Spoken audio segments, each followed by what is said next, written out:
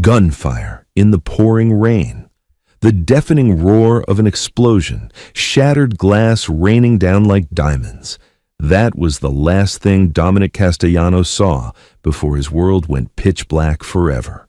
Betrayed by the woman he loved and the brother in arms he trusted, the city's most feared syndicate boss was reduced to a broken ghost in a sprawling, empty mansion. He was ready to let the darkness consume him. He had given up entirely, until a silent maid, a girl invisible to everyone else, reached out and gently took his shaking, scarred hand. Dominic Castellano had once held the city by its throat. At 32, he was the undisputed head of the Castellano crime family, a man whose whispered name commanded both terror and absolute respect. He was a force of nature, sharp-eyed, ruthless when necessary, but bound by a strict code of loyalty. He thought he was surrounded by people who shared that code. He was wrong.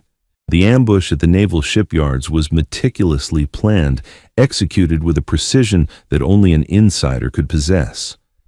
Dominic had arrived expecting a standard negotiation with a rival faction over smuggling routes. Instead, he stepped into a slaughterhouse.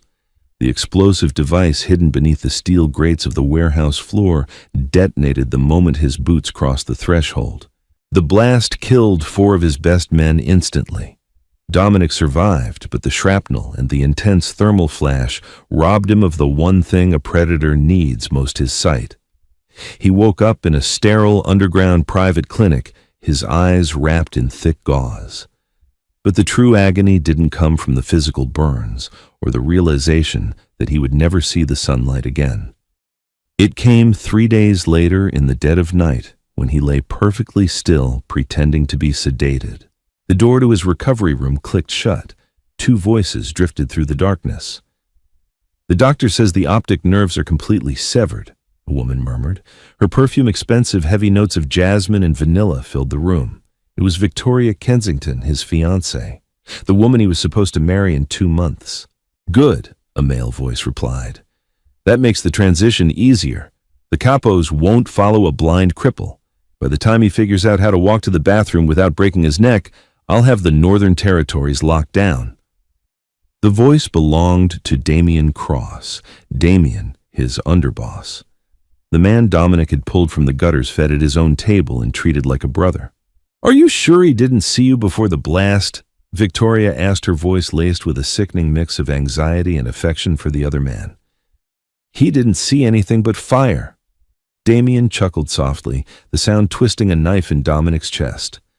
"We own the city now, Tori. Let him rot in the country estate.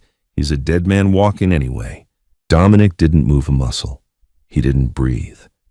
The sheer magnitude of the betrayal shattered his spirit more completely than the bomb had shattered his body.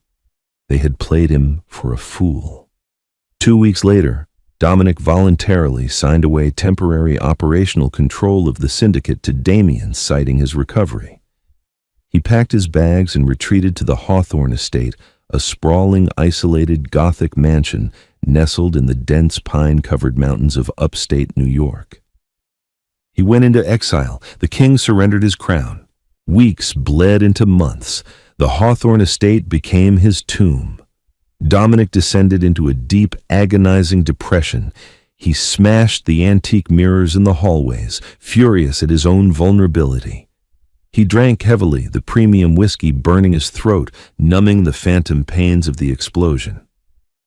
The local staff hired to maintain the massive property, terrified of his violent outbursts, began to treat him not as a boss, but as a monster locked in the attic. They neglected their duties, whispering cruel jokes behind his back, stealing fine silverware, and serving him cold, careless meals, knowing the blind boss couldn't see their insolence. Dominic knew. He could hear their whispers. He could taste the stale food, but the fire inside him was gone. Betrayal had hollowed him out. He simply didn't care anymore. He was waiting to die. Madeline was a ghost long before she stepped foot in the Hawthorne estate. 5 years ago, a brutal home invasion had stripped away her family, and in the aftermath of the severe psychological trauma, her voice, Doctors called it selective mutism, a defense mechanism against a world that had proven too loud, too violent. At 24, Madeline communicated only through written notes and the expressive depths of her large, observant brown eyes. She was hired through a discreet domestic agency that asked no questions. To the rest of the staff at the estate, Madeline was the perfect scapegoat. The head housekeeper, Mrs. Gable, a bitter and greedy woman, piled the hardest, dirtiest tasks onto the mute girl's shoulders. Madeline didn't complain. She scrubbed the long marble corridors, polished the heavy oak banisters, and quietly navigated the oppressive shadowed halls of the mansion. It didn't take long for Madeline to notice the truth about the master of the house. The other maids spoke of Dominic Castellano as if he were a demon. They refused to enter his private wing unless absolutely necessary, and even then, they practically threw his meals onto the table before sprinting away. But when Madeline finally saw him, she didn't see a demon. She was dusting the library when she first laid eyes on him. Dominic was slouched in a massive leather armchair, staring blankly out a window at a courtyard he couldn't see. He was a striking man, tall and broad-shouldered, with sharp aristocratic features and a heavy, dark beard that spoke of weeks of neglect. But it was his posture that caught her breath. He sat with the devastating stillness of a man who had entirely given up. The scars fading around his temples only highlighted the tragic emptiness in his dead gaze. That evening, Madeline watched from the kitchen corridor as Mrs. Gable prepared his dinner tray. The meat was overcooked, the vegetables cold, the coffee tepid. Mrs. Gable didn't even bother placing the utensils properly. "Let the blind bat fish for it," Mrs. Gable scoffed to another maid. "He doesn't know the difference." Yet a quiet, furious spark ignited in Madeline's chest. She knew what it was like to be helpless. She knew what it was like to be stripped of agency, to be treated as less than human, simply because you lacked a certain ability. The next morning, Madeline began her silent rebellion. She sneaked into the kitchen before dawn. She prepared a fresh, steaming plate of eggs, perfectly toasted bread, and rich, boiling hot coffee. She arranged the tray meticulously, the fork strictly at 9 o'clock, the knife at 3, the coffee mug securely at 2. Consistency was vital for someone who couldn't see. When Dominic awoke and felt his way to his sitting room table, Madeline watched from the crack in the doorway. He reached out his large hands, fumbling defensively. His fingers brushed the hot ceramic of the mug. He paused. He cautiously touched the fork, tracing its position. He took a bite, and for the first time in months, a flicker of confusion crossed his hardened, bearded face. It was warm. It was perfect. From that day on, Madeline became his unseen guardian. She realigned the heavy furniture in his wing that the other maids carelessly moved, preventing his agonizing bruise collisions. She opened the heavy velvet drapes just enough to let the afternoon sun warm the specific armchair he favored. She left the balcony door slightly ajar so the fresh scent of mountain pine would filter into his stagnant room. Dominic noticed. In a world made entirely of touch, sound, and smell, the subtle shifts in his environment roared like thunder. Someone was moving the obstacles out of his path. Someone was making sure his clothes were perfectly folded and easy to distinguish by texture. Someone smelled faintly of lavender soap and clean linen, lingering just out of reach, breathing softly at the edges of the room. "Who's there?" he barked one afternoon, his voice gravelly and harsh from disuse. Madeline froze by the bookshelf, a feather duster clutched to her chest. She couldn't answer. She backed away silently, her soft-soled shoes making no sound on the Persian rug. Dominic's brow furrowed. "I know you're there. I can hear your breathing. Who are you?" When only silence answered him, he gripped his cane, his knuckles turning white, a wave of familiar paranoia crashing over him. Was it one of Damien's spies? "Speak!" he roared, hurling his crystal whiskey glass at the wall. It shattered into 100 pieces. Madeline flinched, slipping out the door before he could find her, her heart pounding against her ribs. She was terrified of his rage, but beneath the fear, her heart ached for him. She recognized the anger. It wasn't malice. It was profound, isolating grief. The breaking point arrived in the form of a violent autumn storm. It began in the late evening, the sky turning a bruised purple before unleashing a torrential downpour. Thunder cracked over the Hawthorne estate with the force of artillery fire. In his master suite, Dominic was violently thrown back in time. The booming thunder mirrored the horrific explosion at the docks. Flashbacks assaulted his mind, the heat, the screaming, the smell of burning ozone and copper blood. He stumbled out of bed, his chest heaving, his heart hammering violently against his ribs. The power grid failed. The estate plunged into total darkness. Not that it mattered to Dominic's eyes, but the sudden cessation of the air conditioning, the hum of the refrigerator, the ambient noise of the house, it made the booming thunder infinitely louder, more oppressive. He was trapped in the warehouse again. He tripped over a misplaced ottoman moved earlier by Mrs. Gable out of sheer spite and crashed heavily into a glass coffee table. The glass shattered, biting deep into his forearms and palms. Dominic collapsed onto the floor, bleeding, gasping for air in the grip of a massive panic attack. He couldn't do this anymore. The betrayal, the darkness, the utter humiliation of his existence. He dragged his bleeding hands across the floor, feeling for the bottom drawer of his nightstand. His fingers found the cold, heavy steel of his loaded revolver. He pulled it out, his whole body trembling. He sat back against the wall, the shattered glass digging into his legs, and slowly raised the barrel toward his own chest. It was the only way to take back control, the only way to silence the thunder. Down the hall, the rest of the staff had retreated to their quarters to drink and wait out the storm. But Madeline had stayed behind. She had been searching for extra candles when she heard the crash from the master wing. She ran down the hallway, bursting through his double doors. In the flashes of lightning, she saw him. The terrifying Mafia Boss, the ruthless king of the underworld, was sitting in a pool of blood and shattered glass, shaking like a frightened child, a gun pressed to his heart. Madeline didn't hesitate. She didn't think about the danger. She threw herself onto the floor, ignoring the sharp shards of glass that sliced into her knees. Dominic heard the rustle of fabric, the sudden movement in the room.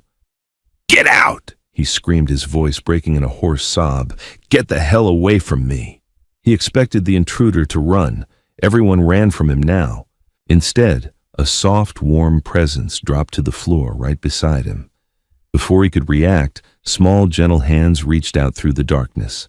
They didn't grab the gun. They didn't use force. Instead, Madeline wrapped her soft fingers entirely around his large, scarred, trembling hands holding the weapon. Dominic gasped, his entire body stiffening. Her touch was incredibly warm. It wasn't the hesitant, fearful touch of the staff, nor the manipulative, possessive grip Victoria used to have. It was an anchor. It was pure, unadulterated compassion. She knelt there in the glass, bleeding with him, holding his hands with a quiet, fierce strength. "Let go," he choked out, a tear finally escaping his unseeing eyes, mixing with the blood on his cheek. "I have nothing left. Let me go." Madeline shook her head even though he couldn't see it. She squeezed his hands tighter. She moved closer, resting her forehead against his trembling shoulder, letting her steady, rhythmic breathing serve as a metronome for his erratic panic. "I am here," her touch said. "You are not alone." For 10 agonizing minutes they sat on the floor while the storm raged outside. Slowly, Dominic's breathing began to match hers. The violent tremors racking his massive frame began to subside. The heavy steel of the revolver slipped from his grasp, clattering harmlessly onto the floor. He tentatively released his white-knuckled grip, turning his large, bloody hands over to feel the small ones holding them. He felt the soft skin, the slight calluses on her fingertips from scrubbing floors. He traced his thumb over her knuckles. "You're the one," he whispered, his voice barely audible over the rain. "The one who moves the furniture, the one who makes the coffee." Madeline squeezed his hand in confirmation. One squeeze for yes. Dominic swallowed hard, leaning his head back against the wall, utterly exhausted. "Why won't you speak to me?" Madeline froze. She gently pulled one hand away, took his index finger and slowly traced an X over her own lips. Dominic's brow furrowed as his sensitive fingertips felt the motion. Realization dawned on him. You can't. One squeeze of his other hand. Yes. A profound, heavy silence settled between them, safe and thick, pushing back the lingering ghosts of his trauma. The king of the underworld, blinded and betrayed by the people who talked the most, sat in the dark, holding the hand of a girl who couldn't utter a single word. And for the first time since the explosion, Dominic Castellano didn't want to die. A tiny, dangerous spark of life, of vengeance, of hope, ignited in the pitch black of his world. The morning sun pierced the heavy velvet curtains, but for Dominic Castellano, the world remained an impenetrable canvas of black. Yet for the first time in 8 agonizing months, the suffocating weight pressing down on his chest had vanished.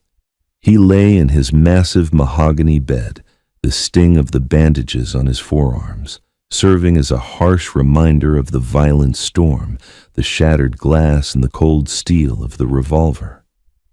He remembered the small, calloused hands that had anchored him to the earth when he was entirely ready to leave it. He sat up, his heightened hearing, catching the faint rhythmic sound of a broom sweeping the hallway just outside his suite. It was her, the invisible girl. He didn't know her name and he didn't care. She was the only genuine pulse in this suffocating house of ghosts. "Come in," he called out. His voice was no longer the broken, pathetic rasp of a defeated man. It carried a fraction of the old commanding baritone that had once silenced crowded boardrooms. The sweeping stopped abruptly. A moment later, the heavy oak door creaked open. The faint comforting scent of lavender and clean linen entered the room, chasing away the stale smell of whiskey and despair. "You saved my miserable life last night," Dominic stated flatly, turning his face precisely toward the sound of her soft, even breathing. "I don't like owing debts, especially to my own staff." Silence stretched across the massive bedroom. He heard the soft shuffle of her shoes on the expensive Persian rug. Then, a light, warm weight settled tentatively onto his right palm. It was a small, leather-bound notebook, followed by the smooth plastic of a ballpoint pen. Dominic ran his thumbs over the items. A grim, humorless smile touched his lips. "You write." "I read no, that won't work, sweetheart. Unless you can write in Braille, we have a significant logistical issue." He felt her hands gently take his. She guided his right index finger to the smooth surface of the notebook, then took the pen in her own hand. Slowly, deliberately, she pressed the dull back end of the pen against his palm, tracing a distinct shape into his skin. M, then an A, then a D. M-A-D. Dominic murmured, his brow furrowing as he concentrated on the tactile sensation. She finished the word with a flurry of strokes. "Madeline. Your name is Madeline."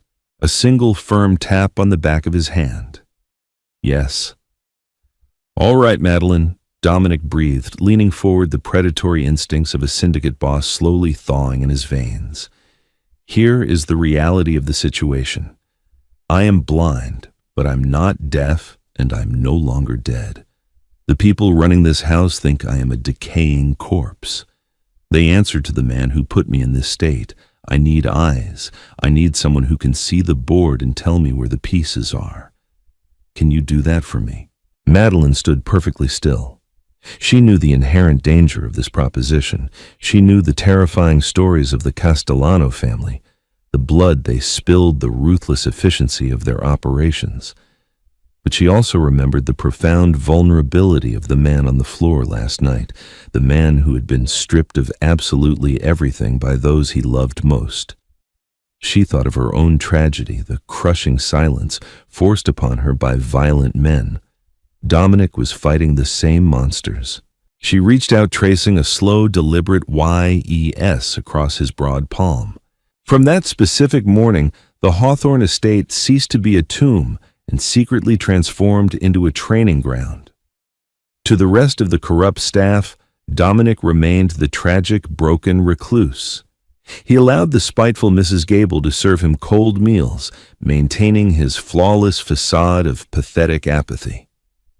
He stumbled intentionally when others were watching, knocking over vases and allowing their cruel sneers and whispered insults to wash over him without reaction. But behind the locked heavy doors of the master wing, a vastly different reality unfolded. Dominic began to aggressively rebuild his physical strength. He used the heavy oak furniture for resistance training, pushing his large lethargic frame to its absolute limits. Madeline guided him relentlessly quietly, moving dangerous obstacles, adjusting his posture with gentle taps, and ensuring he navigated the sprawling room without injury. His muscles, softened by months of severe depression, quickly remembered their former explosive power. The intense, grueling workouts fueled his singular burning focus, absolute vengeance. Their unique communication rapidly evolved into a complex silent language of taps and traced letters. 2 rapid taps meant immediate danger or someone approaching the wing. 3 taps meant the perimeter was clear. A slow, deliberate circle drawn on his shoulder meant she had found something highly interesting. Through Madeline's meticulous observations, Dominic learned the grim reality of his exile. She wrote out exhaustive, detailed lists of the staff's daily activities by tracing the words onto his broad back or calloused palm. He learned that the estate's security detail men he had personally vetted and trained in close-quarters combat had been completely replaced by Damien's incompetent loyalists, thugs who spent their nights playing cards and drinking his premium liquor.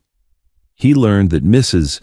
Gable was receiving hefty weekly cash envelopes directly from the city, a miserable payment for ensuring his suffering remained absolute and uninterrupted.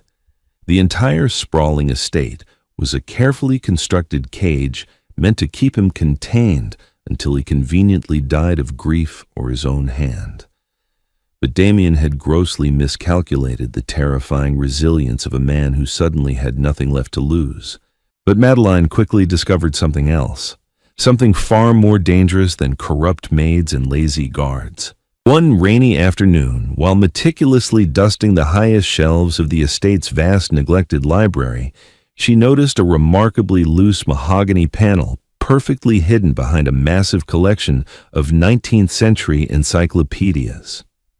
Prying it open with a letter opener, she found a heavy, formidable steel wall safe. The brass dial was heavily worn but coated in a thick layer of dust, clearly untouched for several months. She rushed immediately to Dominic's quarters, pulling him urgently by his cotton sleeve toward the library.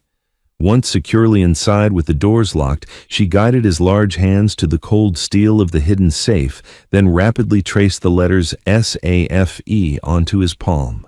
Dominic's breath hitched noticeably. "My father's private vault," he whispered, his scarred hands reverently tracing the brass dial. "Damien doesn't know about this. Nobody alive does. Before he died, the old man kept his ultimate contingency funds here. Untraceable bearer bonds, forged emergency passports. If Damien hasn't found it, it strictly means he doesn't have the complete financial ledger of the Castellano Empire." He stood up perfectly straight, his strong jaw clenching tightly. "Damien arrogantly thought taking my eyes took my power. He completely forgot that a king's true power is always secured in his treasury." He turned his sightless, intense gaze toward Madeline. "I critically need you to be my hands, Madeline. I know the exact combination." It took them 3 tense attempts. Dominic recited the precise numbers in a hushed, urgent whisper, and Madeline meticulously spun the heavy brass dial, her fingers sweating slightly.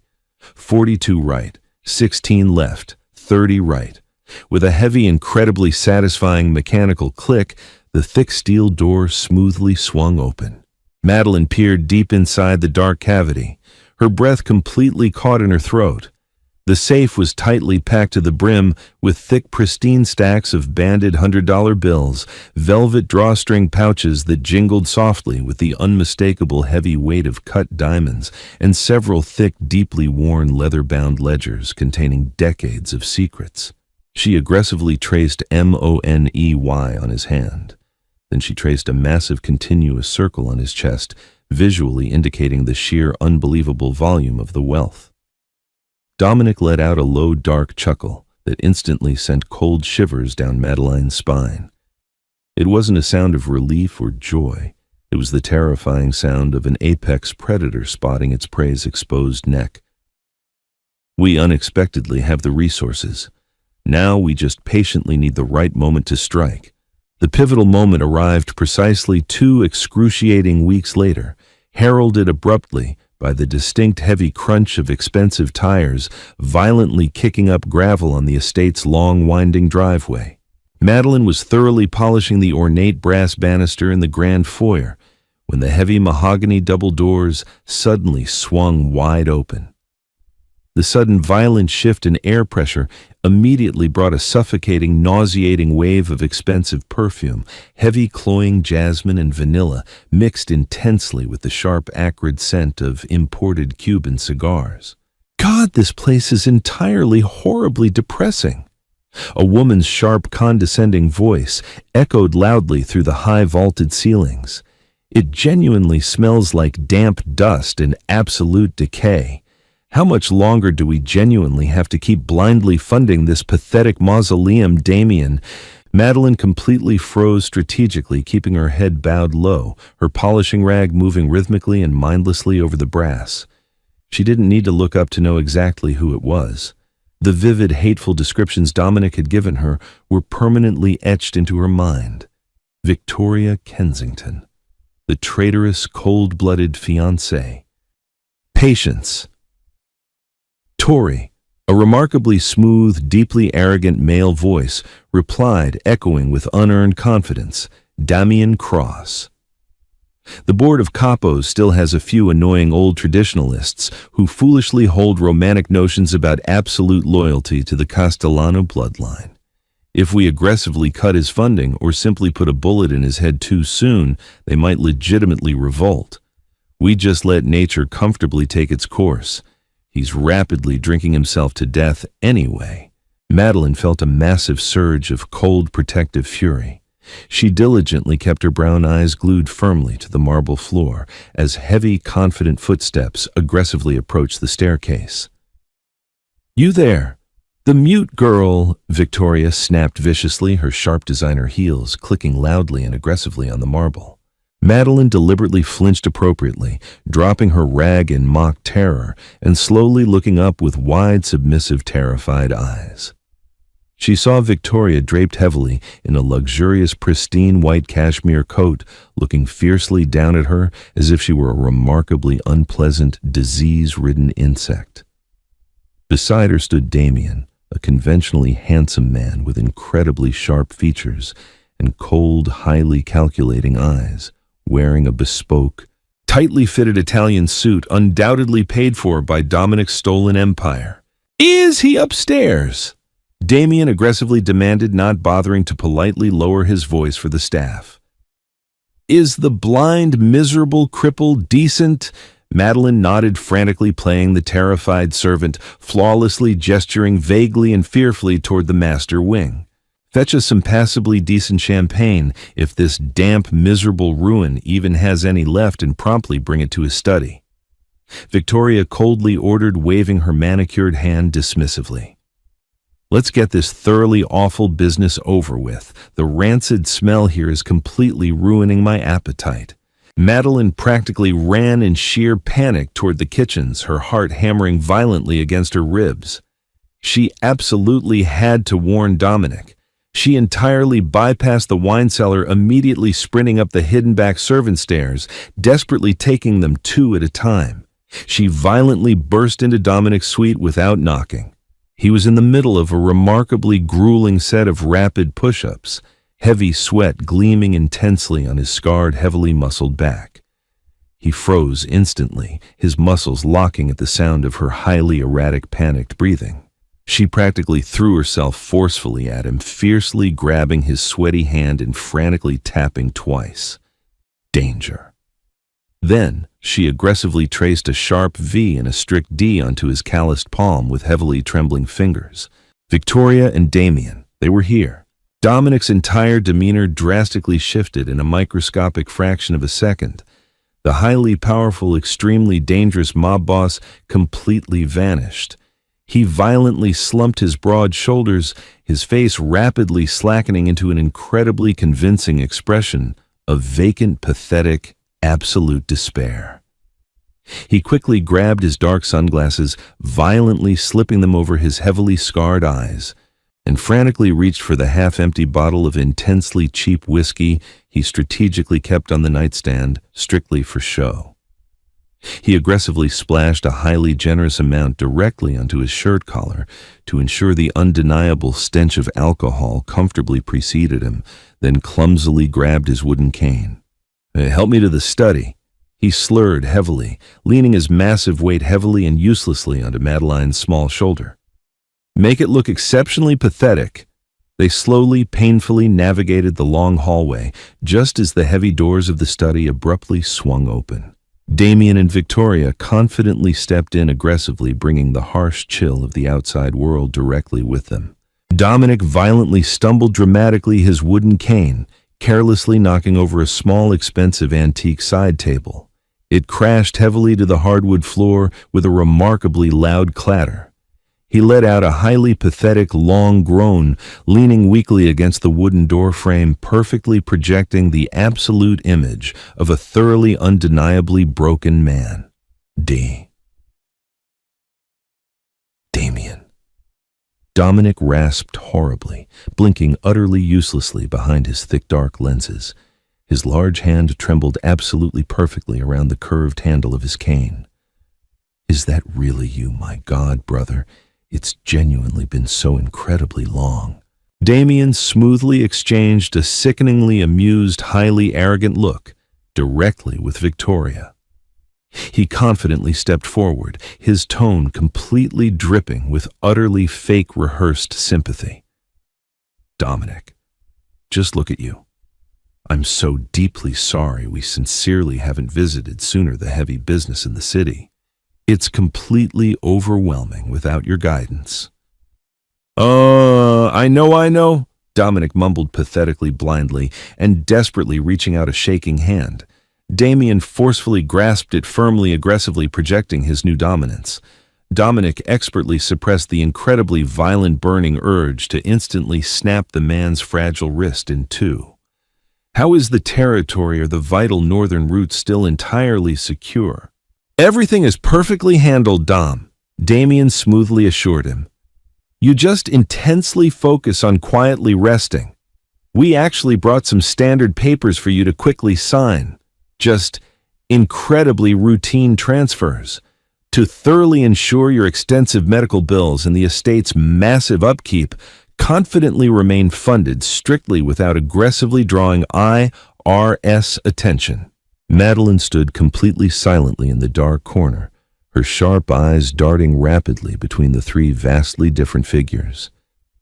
She quietly watched Victoria shamelessly wander around the large study, greedily looking at the priceless antique paintings with a highly predatory gleam, clearly already aggressively pricing them in her shallow mind. "Papers!" Dominic asked, his rough voice actively wavering with highly forced, pathetic anxiety. "I absolutely can't read them, Damien. I simply can't see." "I'll gently guide your hand, brother," Damien smoothly lied, quickly pulling a highly thick stack of crisp legal documents from his expensive designer briefcase. "It's strictly just standard, incredibly boring protocol." Madeline carefully edged closer, cleverly pretending to furiously tidy a messy bookshelf. She quickly caught a highly revealing glimpse of the bold black heading clearly printed on the top document. It absolutely wasn't a standard medical transfer. It was a complete, highly irrevocable legal signing over of the Castellano family's incredibly massive primary shipping company, the absolute legal front for their most intensely lucrative smuggling operations.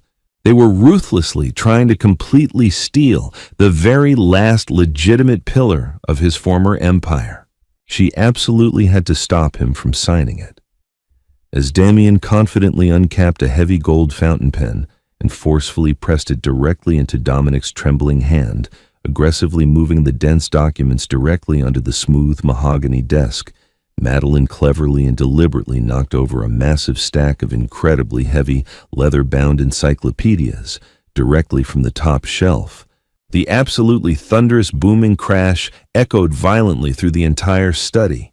Victoria shrieked in genuine terror, aggressively jumping back. Damien loudly cursed violently, dropping the gold pen in pure shock. "Stupid, incredibly clumsy girl!" Victoria screamed violently, glaring viciously at Madeline with pure, unadulterated hatred. "Get out! Get the hell out of here right now!"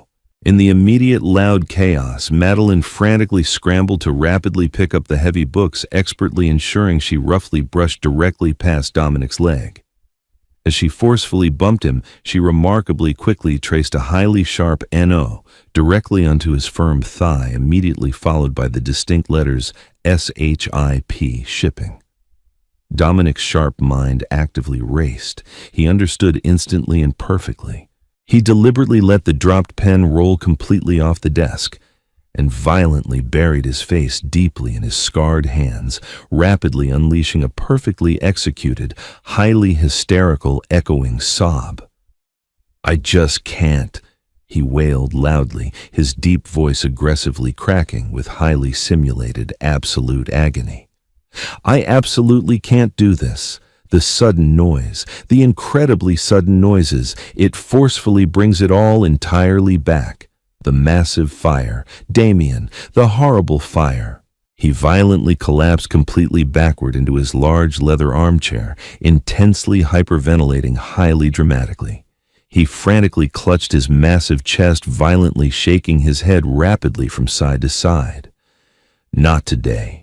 I strictly can't focus. My head is violently splitting entirely open. Give me my heavy medication." Damien forcefully looked at Victoria, his sharp jaw clenching violently in extreme, unmasked frustration. The blind, pathetic fool was having a massive panic attack exactly right when he desperately needed a simple signature. "For God's sake, Damien, just leave it," Victoria harshly whispered, utterly disgusted by the highly pathetic display of absolute weakness. "He's completely, undeniably unhinged. Just look at him. He's a total, complete mess. We can easily get the signatures next week when he's highly, heavily sedated. I absolutely cannot stand the rancid smell of this room for genuinely another second." Damien viciously scowled extremely rapidly, shoving the dense documents completely back into his briefcase. "Fine, just rest up, Dominic. We absolutely will be back." They aggressively turned and violently stormed directly out of the study, completely without another word, the incredibly heavy mahogany doors violently slamming completely shut closely behind them. The massive echo of the violent slam vibrated intensely through the thick floorboards, immediately leaving a highly tense, thick vacuum directly in its immediate wake. Complete silence rapidly descended upon the massive room, once more, entirely broken only by the incredibly slow, steady ticking of the grand antique grandfather clock securely in the corner. The highly distinct sound of their remarkably expensive tires, violently crunching on the loose gravel, slowly and completely faded deep down the winding mountain road, taking the absolute stench of their profound betrayal completely with them. Incredibly slowly, Dominic precisely lowered his trembling, scarred hands completely from his face. The entirely pathetic, profoundly broken facade actively melted completely away instantly, strictly replaced by a highly terrifying visage of cold, absolute, deadly granite. He forcefully reached up, violently pulled off the dark sunglasses, and aggressively tossed them directly onto the smooth mahogany desk.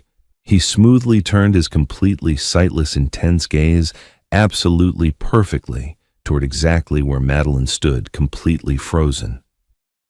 "They actively tried to completely take the primary shipping lines," he said firmly, his incredibly deep voice drastically dropping an entire octave, resonating intensely with deadly absolute calm. It entirely wasn't a question. Madeline cautiously stepped forward and remarkably firmly tapped his broad shoulders strictly once. "Yes." Dominic incredibly slowly stood up, actively rolling his massive, heavily muscled shoulders.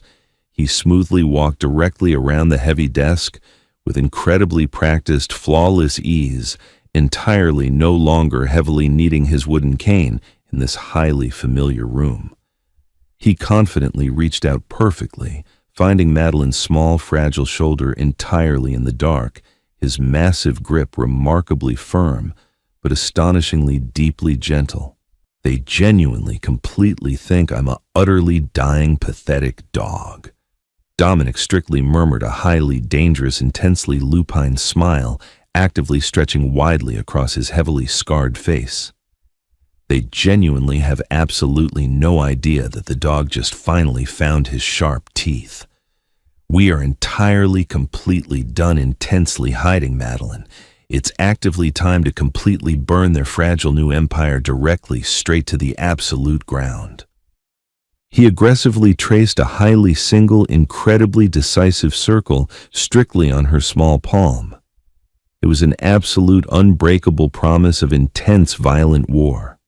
And the completely silent, incredibly brave Maid immediately squeezed his massive hand tightly in return, entirely ready to confidently walk directly into the massive fire, strictly beside the incredibly dangerous blind king. Dominic's resurgence began with a single undeniable truth. A king trapped in a tower cannot lead an army unless he finds a messenger. For weeks, Madeline became his absolute lifeline to the criminal underworld he had seemingly abandoned. The immense wealth hidden within the mahogany-paneled library safe provided the necessary fuel, but they desperately needed a physical sword. Dominic knew precisely who to call. Before the devastating explosion at the naval shipyards, Dominic had deliberately kept a phantom operative entirely off the syndicate's official ledgers. His name was Harrison Cole. Harrison was a ghost, a lethal enforcer who answered strictly to the Castellano bloodline, and no one else. When Damien violently seized power, Harrison had quietly vanished into the city's murky underbelly, waiting patiently for a signal that his rightful boss was still breathing. Dominic carefully placed a solid gold Castellano signet ring into Madeline's small hand. It was the ultimate proof of life. There is a rundown mechanic's garage on the eastern edge of the industrial district. Dominic instructed her in a hushed, intense whisper, tracing the route onto her palm. Ask for Harrison. Give him the ring. He will absolutely understand what it means. Leaving the heavily guarded Hawthorne estate was remarkably dangerous, but Madeline possessed the ultimate advantage, absolute invisibility. To Damien's corrupt guards, she was merely the pathetic mute maid. She slipped out through the dense pine forest during a heavy morning fog, successfully hiking 3 miles to the nearest bus stop. Navigating the grimy, bustling city was a sensory assault after months of the estate's suffocating silence. Madeline kept her head down, clutching the heavy gold ring deep in her coat pocket. When she finally found the grease-stained garage, it looked entirely abandoned. She cautiously stepped inside, the sharp smell of motor oil and metallic dust burning her nose. A tall, broad-shouldered man with fading tattoos covering his muscular arms stepped out from beneath a suspended muscle car. Harrison Cole wiped his thoroughly grease-stained hands on a dirty rag, eyeing the small, fragile woman with immediate cold suspicion. Madeline didn't hesitate. She stepped forward, ignoring her racing heart, and firmly pressed the heavy gold signet ring directly into his calloused palm. Harrison froze. His jaw tightened completely as he stared at the unmistakable family crest. He looked up, his dark eyes instantly flashing with dangerous, loyal recognition. "He's alive." Madeline nodded sharply once. "And he sent you to bring me back into the fold." She nodded again. Within 48 hours, the silent, isolated Hawthorne estate secretly transformed into a highly functional war room. Harrison bypassed the incompetent guards with terrifying ease, slipping through the mansion's blind spots and quietly making his way into the master wing. When he finally saw Dominic scarred blind, yet radiating an undeniable lethal authority, the hardened enforcer immediately dropped to one knee in absolute respect. "I am entirely at your command, boss." Harrison swore fiercely. "Just point me at the absolute bastards." The retaliation began with surgical, devastating precision. Using the decades of operational secrets meticulously logged in the leather-bound ledgers from the hidden safe, Dominic began systematically dismantling Damien's fragile new empire. He didn't strike blindly. He attacked the absolute foundation of Damien's power, his money. Over the next 3 weeks, 4 of Damien's most lucrative illegal weapon shipments were violently hijacked entirely in the dead of night. The rival factions Damien had aggressively paid off were suddenly attacked by an unknown heavily armed phantom squad led strictly by Harrison.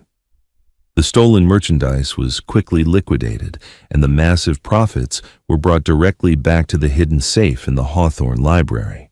Damien Cross was rapidly bleeding moneymen and crucial respect.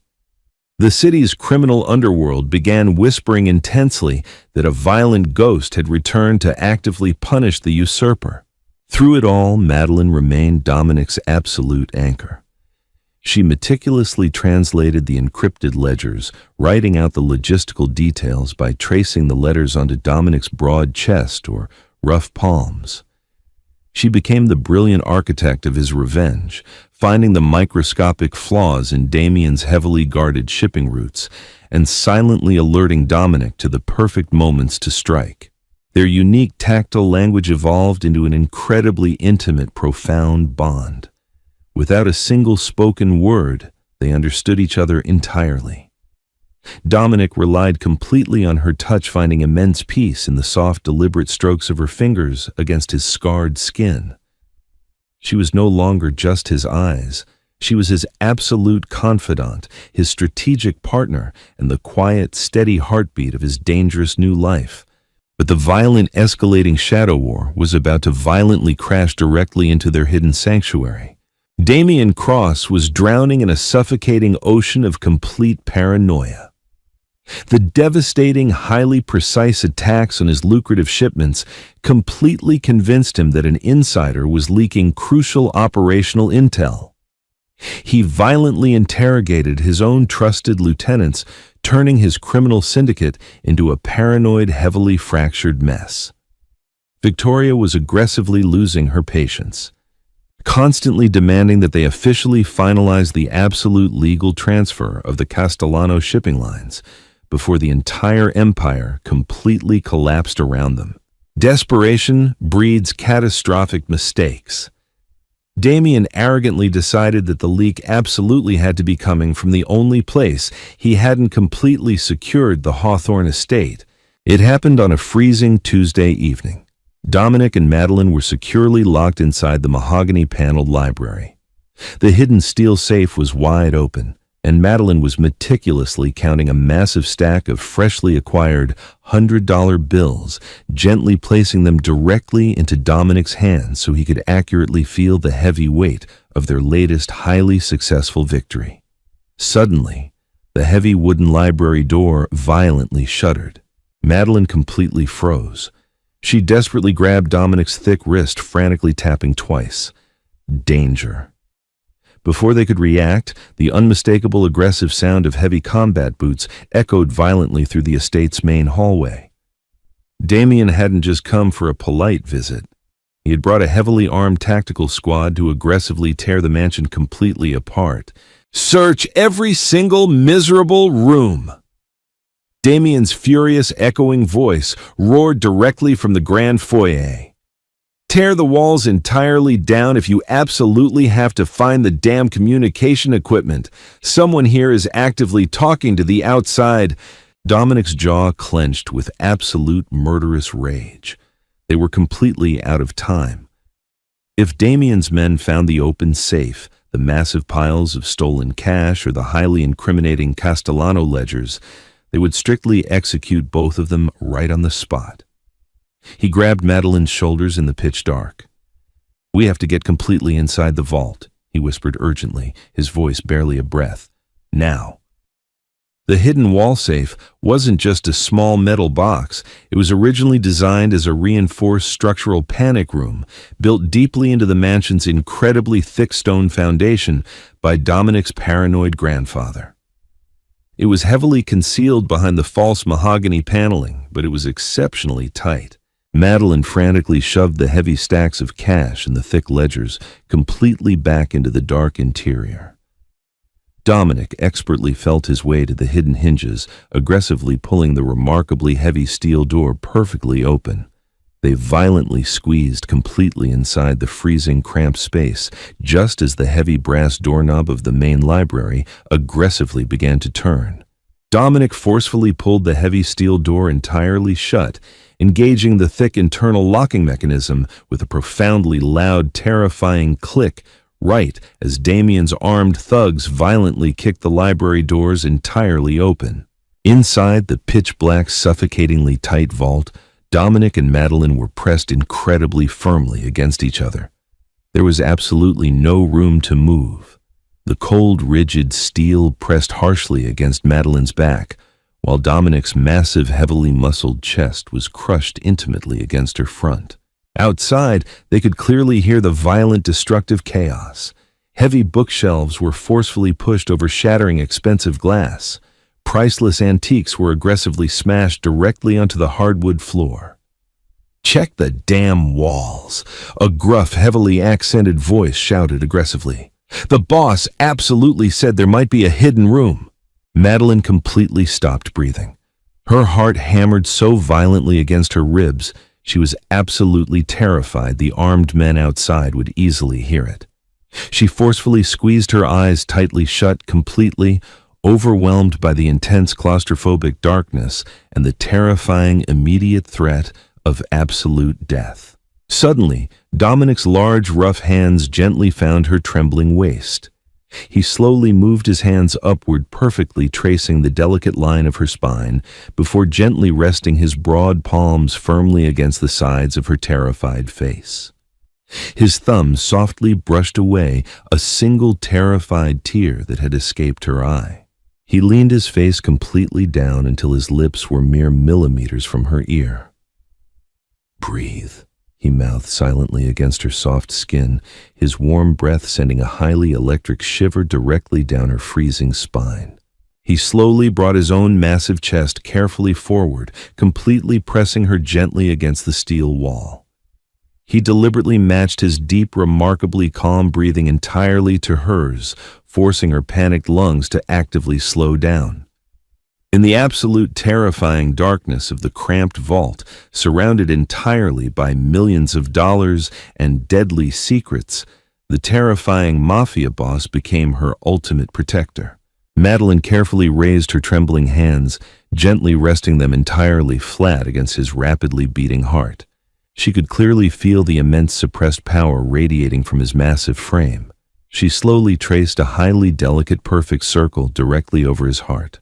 "I trust you." Dominic gently rested his forehead perfectly against hers. For the very first time in his violently chaotic, incredibly brutal life, he fully realized that true absolute power didn't come from instilling terrifying fear in other men. It strictly came from the undeniable, intense devotion of the remarkable woman currently trembling in his arms. He realized with absolute terrifying clarity that he would gladly burn the entire city completely to ashes before he ever let anyone harm a single hair on her head. The incredibly violent, destructive search of the library lasted for 20 agonizing, deeply terrifying minutes. The thugs heavily banged violently on the mahogany panels, entirely missing the perfectly concealed thick steel door securely hidden directly behind the dense encyclopedias. "There's absolutely nothing in here," the gruff man finally yelled in immense frustration. "The blind bastard is probably sleeping right through the entire damn thing. Let's actively check the wine cellar." The heavy footsteps aggressively retreated, and the library door slammed violently shut.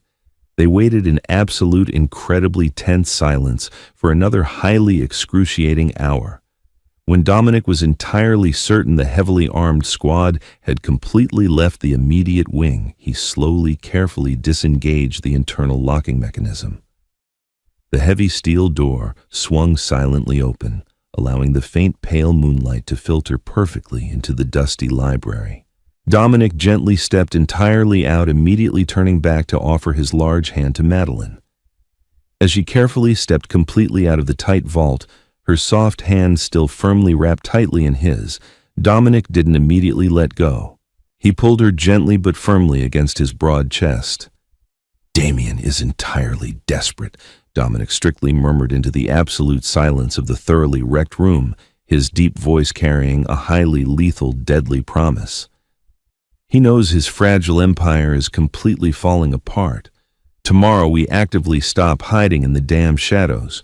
Tomorrow the king officially takes back his absolute crown." Madeline looked completely up at his heavily scarred, fiercely determined face. She slowly reached up gently, tracing the rugged line of his jaw, and finally deliberately traced an incredibly simple, profound Y-E-S directly onto his lips. They were entirely ready for absolute war. The bleak morning sun struggled to pierce the thick, heavy fog surrounding the Hawthorne estate. Inside the concealed mahogany-paneled library, Dominic Castellano stood perfectly still, his tall, imposing figure radiating a highly lethal, terrifying calm. The devastating raid the previous night had completely failed to break them. Instead, it had aggressively accelerated the inevitable timeline for absolute war. Damien Cross was bleeding money and entirely desperate, making him incredibly vulnerable to a well-placed, highly strategic snare. Dominic gently ran his heavily scarred, calloused fingers over the smooth surface of the grand mahogany desk. Madeline stood silently beside him, her soft, warm hand resting securely on his muscular forearm. Harrison Cole, the fiercely loyal, heavily tattooed enforcer, paced methodically in front of the shattered bookshelves. His dark eyes locked intensely on his rightful boss. "Damien is completely panicking," Harrison reported gruffly, the sharp scent of stale coffee and metallic gun oil clinging heavily to his leather jacket. "His primary distributors are actively rebelling. He desperately needs to quickly liquidate the Castellano shipping lines to aggressively appease the rival factions and completely secure his highly unstable leadership." Dominic's jaw clenched with absolute unforgiving resolve. "He aggressively wants the shipping company. We will gracefully give it to him, but we absolutely dictate the exact terms of his surrender." Madeline rapidly tapped Dominic's wrist twice, her brown eyes completely wide with intense, focused questioning. She forcefully grabbed his large hand and perfectly traced a sharp, distinct HOW directly onto his broad palm. "We actively bait the trap using absolute legality," Dominic strictly replied, a remarkably dark, highly dangerous smile slowly spreading across his rugged, heavily bearded face. "Before the explosion, I exclusively retained the elite legal services of Sullivan and Cromwell, the highly prestigious, intensely private law firm based securely in Manhattan. They firmly hold the absolute unbreakable master deeds to the Castellano shipping empire. Damien arrogantly assumes he can aggressively force a completely blind, pathetic man to hastily sign away the company in a dusty, forgotten mountain estate. He is entirely wrong." Dominic turned his unseeing, intensely commanding gaze directly toward Harrison. "I urgently need you to actively round up the remaining loyalist capos, the old guard who still firmly believe in the absolute sanctity of the Castellano bloodline. Tell them the blind king is officially calling a highly formal mandatory summit." Harrison pulled out a small, heavily worn leather notebook, rapidly jotting down the strict tactical instructions. They needed a highly reliable, utterly ruthless council to successfully execute the hostile takeover. Carmine and Lorenzo have been quietly, intensely protesting Damien's highly erratic, deeply reckless leadership for several agonizing months. Harrison confirmed, firmly snapping the notebook completely shut.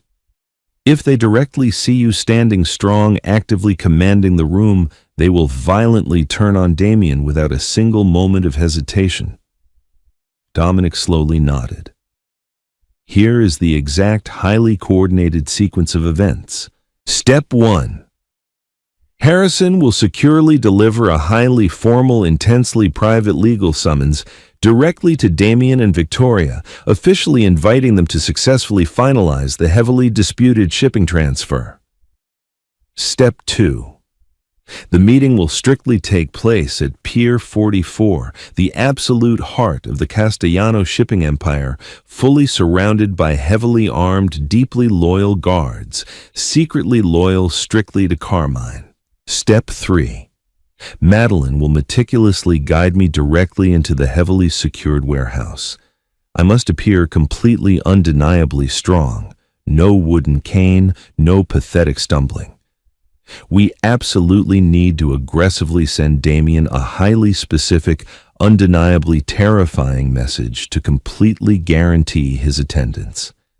Dominic instructed, his deep, gravelly voice completely echoing with absolute deadly authority. A strictly formal declaration of absolute surrender. Madeline quickly grabbed a heavy, pristine sheet of expensive parchment paper and the heavy gold fountain pen that Damien had arrogantly dropped weeks ago. She rapidly placed them directly into Dominic's massive hands. Dominic firmly grasped the expensive pen and expertly dictated the strict lethal message for Harrison to loudly deliver. Now, to Damien Cross. The absolute darkness has finally completely won. The heavy burden of the Castellano Empire is far too immense for a thoroughly broken, completely blind man to heavily carry any longer. Meet me tonight at Pier 44. Bring the Sullivan and Cromwell transfer documents. You will strictly get your highly coveted shipping lines, and I will gracefully fade entirely into the quiet shadows forever. Harrison carefully took the handwritten, heavily sealed envelope, his dark eyes instantly flashing with absolute intense predatory anticipation. He won't be able to resist, boss. His massive, highly inflated ego will completely blind him to the obvious, highly lethal danger. As Harrison quickly left the completely wrecked library to violently set the massive iron trap into deadly motion, the heavy, suffocating silence rapidly returned to the Hawthorne estate. Dominic slowly turned strictly toward Madeline. He gently reached out perfectly, finding her small, fragile waist in the dark, and forcefully pulled her firmly against his heavily muscled chest. Tonight you securely stay completely behind Harrison's heavily armed men.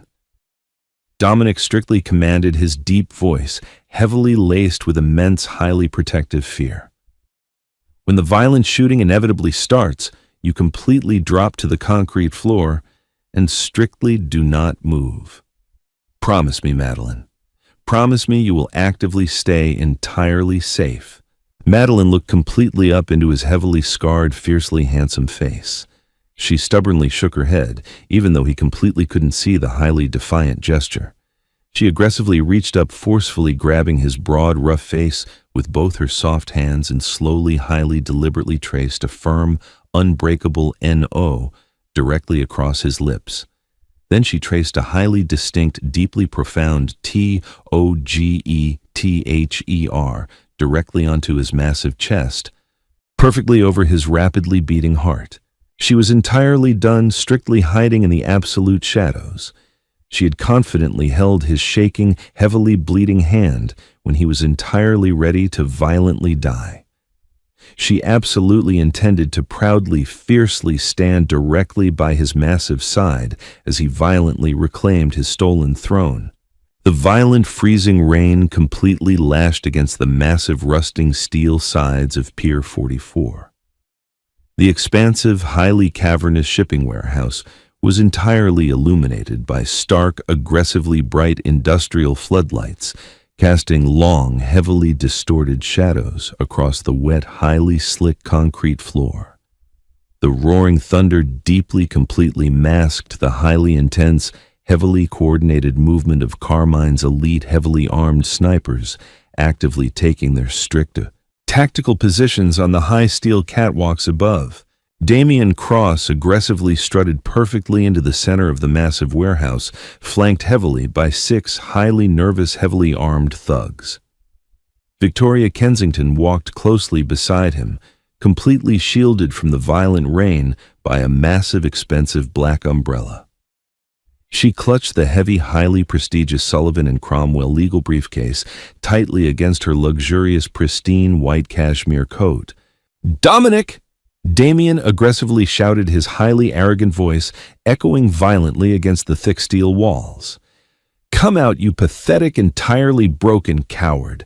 Let's actively get this miserable, thoroughly depressing business completely over with." For a long, highly tense moment, only the violent sound of the aggressive pouring rain answered him. Then, the massive heavy metal doors at the far end of the industrial warehouse slowly, dramatically groaned open. Damien and Victoria completely froze. The highly arrogant, entirely confident smirks instantly, violently vanished from their sharply, completely pale faces. Dominic Castellano actively stepped entirely into the harsh, intensely bright industrial light. He absolutely wasn't aggressively hunched over. He completely lacked the heavy, pathetic wooden cane. He actively wore a highly tailored, incredibly expensive black Italian suit that perfectly accentuated his massive, highly imposing, deeply terrifying physical presence. His heavily scarred eyes were completely covered by sharp, expensive, dark aviator sunglasses. He strictly moved with absolute, highly lethal predatory grace, and directly by his massive side, her small, highly delicate hand resting perfectly confidently on his broad, heavily muscled forearm, was the supposedly pathetic, entirely mute Maid. Madeline wore a stunning, highly elegant black dress, her highly expressive brown eyes violently blazing with absolute, unyielding, fiercely loyal fire. She meticulously, silently guided him directly toward the precise center of the highly dangerous, completely open room. "What the hell is this?" Damien completely hissed aggressively, taking a rapid, highly nervous step backward. "Where are your heavy, pathetic bandages? Where is your miserable, thoroughly broken wheelchair?" Dominic completely stopped exactly 10 feet directly away from his utterly treacherous former friend. He highly, slowly, remarkably calmly reached up and perfectly removed his dark sunglasses, fully exposing his heavily scarred, completely unseeing eyes directly to the harsh light.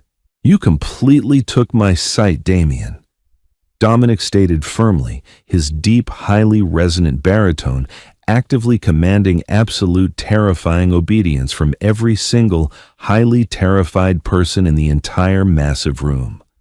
"But you arrogantly, entirely forgot to actively, completely take my highly lethal, unbreakable mind." Suddenly, the heavy metal side doors of the warehouse violently crashed entirely open. Carmine Falcone, Lorenzo Rossi, and Matteo Lombardi forcefully strode perfectly into the warehouse, heavily backed by over 40 heavily armed, highly loyal Castellano foot soldiers. They aggressively, completely surrounded Damien and Victoria in a highly lethal, entirely inescapable iron circle. The formal board of capos absolutely recognizes only one true, legitimate king. Carmine Falcone aggressively roared, actively racking his heavy tactical shotgun with a highly terrifying, incredibly loud mechanical clatter. "And it entirely isn't you, you miserable, completely treacherous rat." Victoria aggressively shrieked in absolute, completely unadulterated terror, violently dropping the heavy Sullivan and Cromwell legal briefcase directly onto the wet, highly slick concrete floor. She frantically, heavily, completely turned directly toward Dominic, her entirely false, heavily manipulative tears instantly, aggressively streaming rapidly down her sharply contoured face. "Dominic, please, my love."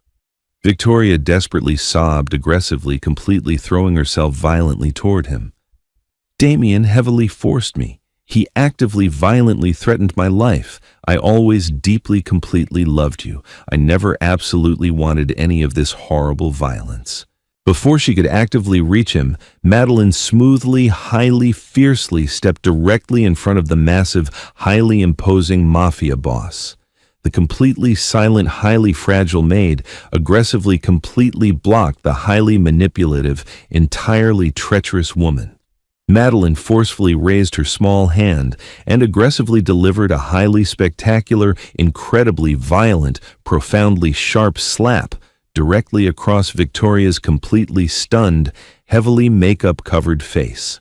The shockingly loud, extremely crisp sound of the highly violent slap perfectly echoed violently through the massive, heavily silent warehouse. Victoria violently, completely crumpled perfectly to the wet floor, completely sobbing heavily in absolute, undeniable defeat. Dominic let out a low, highly dangerous, deeply dark chuckle. He gently reached perfectly out, effortlessly, finding Madeline's highly trembling, completely victorious hand, and carefully intertwined his massive fingers permanently with hers. "You deeply, severely miscalculated, Damien," Dominic strictly murmured, actively stepping perfectly forward, completely guided safely by his utterly fearless, absolutely silent queen. "You aggressively surrounded yourself heavily with completely weak, highly treacherous liars. I actively surrounded myself completely with absolute, fiercely loyal strength."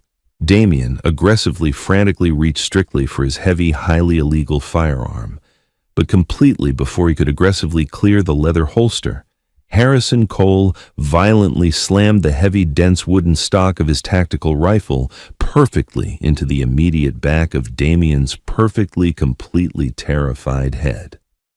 The highly treacherous, highly arrogant usurper violently, completely collapsed directly onto the highly wet concrete floor, entirely unconscious perfectly before he aggressively hit the entirely slick ground. The massive, heavily intense, heavily violent shadow war was officially, completely, entirely over. Dominic firmly squeezed Madeline's highly delicate hand, completely feeling the incredibly rapid, highly intense beating of her brave, utterly devoted pulse against his calloused, heavily scarred palm. He couldn't actively see the incredibly beautiful, highly stunning warehouse, the heavily intimidated, intensely loyal capos, or the heavily defeated, completely ruined traders violently weeping perfectly at his incredibly expensive leather boots. He completely didn't heavily, absolutely need to see any of it. He had entirely survived the absolute, highly terrifying darkness, strictly because a completely silent, entirely invisible girl had actively, bravely, entirely chosen to highly, gently, deeply, perfectly hold his severely, violently shaking hand. Dominic Castellano, the highly undisputed, highly terrifying king of the city, perfectly lifted Madeline's entirely soft hand deeply, directly to his heavily scarred lips. He completely, highly reverently kissed her bruised knuckles in perfectly front of his entire, highly dangerous criminal empire. He actively knew, with absolute, highly undeniable, perfectly profound certainty, that as entirely long as he actively had her highly gentle, utterly, completely fierce touch, completely guiding him safely through the absolute shadows, he would entirely, utterly, absolutely never walk completely blindly into the entirely, highly terrifying, completely dark abyss perfectly ever entirely again. And there you have it. The thrilling conclusion to Dominic and Madeline's incredible journey from a broken man left to die in the shadows to a triumphant king standing fiercely beside his silent queen. Their story proves that true loyalty and profound love can conquer the darkest of betrayals. If this intense mafia romance had you on the edge of your seat, please like this video, share it with your friends who love a great redemption story, and subscribe to our channel for more heart-pounding dramas. What was your favorite plot twist? Drop a comment below and let us know.